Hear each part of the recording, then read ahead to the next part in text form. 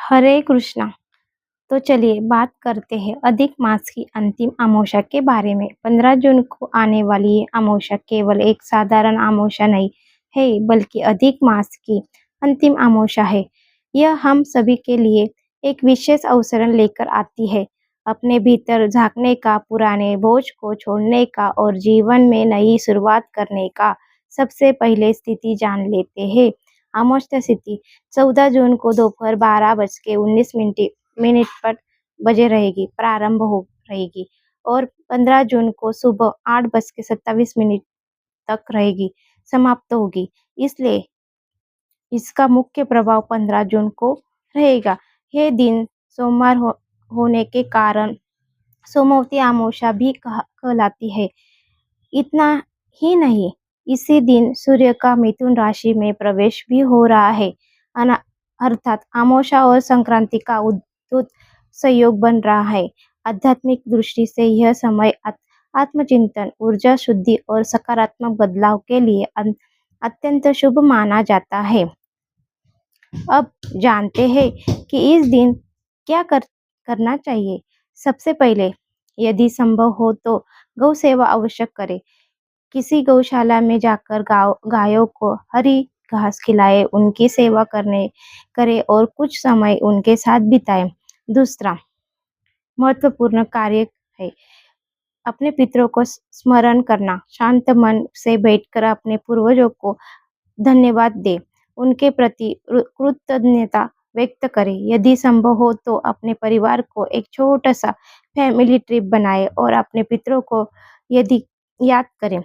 अमावस्या के दिन तात्पर्य और श्राद्ध का विशेष महत्व माना जाता है। तीसरी बात, दान पुण्य आवश्यक करें, लेकिन वही दान करें जिसे आप स्वयं भी सम्मान पूर्वक स्वीकार कर सकते हैं। जरूरतमंद लोगों को अच्छा भोजन कराएं, प्रेम और श्रद्धा से अन्नदान करें। दान का मूल्य वस्तु में वही नहीं, भावना में होता है। अमावस्या के दिन पीपल वृक्ष की पूजा और परिक्रमा भी कर अत्यंत शुभ माना जाती है। पीपल को जल अर्पित करें और यदि संभव हो तो एक नया पौधा आवश्यक लगाएं। केवल पौधा लगाना ही नहीं, उसकी देखभाल करने का संकल्प भी ले, क्योंकि यही अधिक मास का अंतिम चरण। इसलिए भगवान विष्णु की उपासना विशेष फलदायी मानी जाती है। आप विष्णु सहस्त्र नामक ओम नमो भगवते वासुदेवाय मंत्र का जाप या सत्यनारायण पूजा कर सकते हैं। यदि आप भगवान शिव के उपास करते हैं तो रुद्राक्षण नामिक शशिशानन स्तोत्र या रुद्राभिषेक कर सकते हैं। अब बात करते हैं एक विशेष उपाय की। आज के समय में बहुत से लोग अकेलापन, मानसिक तनाव और भावनात्मक अस्थिरता महसूस करते हैं। यदि आप भी ऐसा अनुभव करते हैं तो सोमवती अमावस्या की रात्रि एक दीपक का उपयोग कर सकते हैं। रात्रि में घर के पीछे छत पर में उत्तर पूर्व दिशा कोण में एक दीपक जलाएं।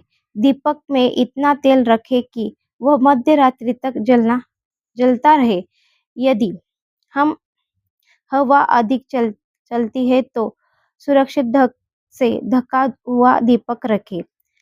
इसके बाद लगाकर 14 सोमवार तक इसी प्रकार दीपक जलाए का संकल्प ले।